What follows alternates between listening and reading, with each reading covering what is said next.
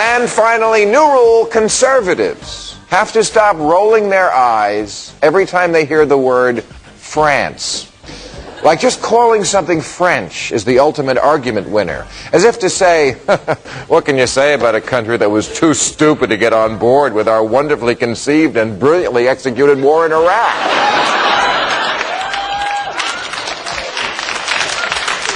And yet, an American politician could not survive if he uttered the simple, true statement, France has a better healthcare system than we do, and we should steal it.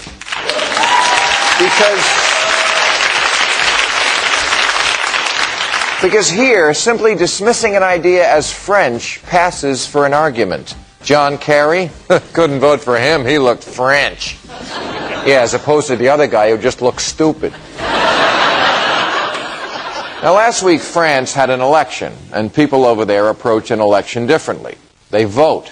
85% of them turned out. You couldn't get 85% of Americans to get off the couch if there was an election between tits and bigger tits and they were handing out free samples.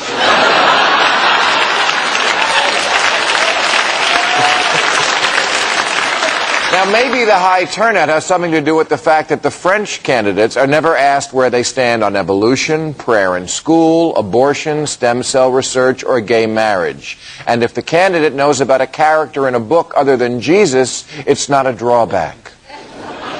The electorate doesn't vote for the guy they want to have a croissant with. Nor do they care about private lives. In the current race, Ségolène Royal has 4 kids, but she never got married. And she's a socialist.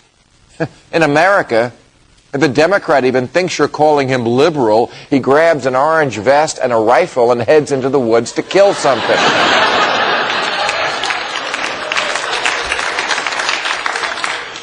Madame Royale's opponent is married, but they live apart and lead separate lives. And the people are okay with that for the same reason they're okay with nude beaches. Because they're not a nation of 6-year-olds who scream and giggle if they see pee-pee parts. They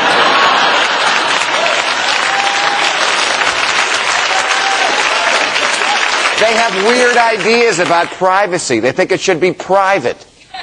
In France, even the mistresses have mistresses. To not have a lady on the side says to the voters, I'm no good at multitasking.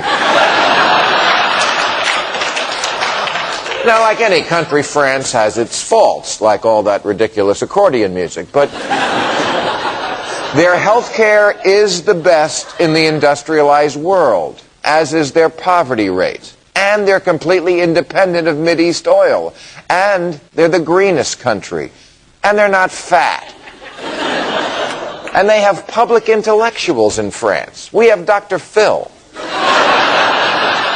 They invented sex during the day, lingerie, and the tongue.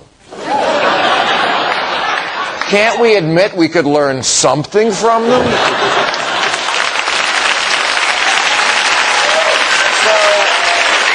From now on, all you high-ranking Bush administration officials, because the French are righter than you on most things, when France comes up in conversation, you are not allowed to roll your eyes. The only time you get to do that is when your hooker from Ms. Julia is blowing you.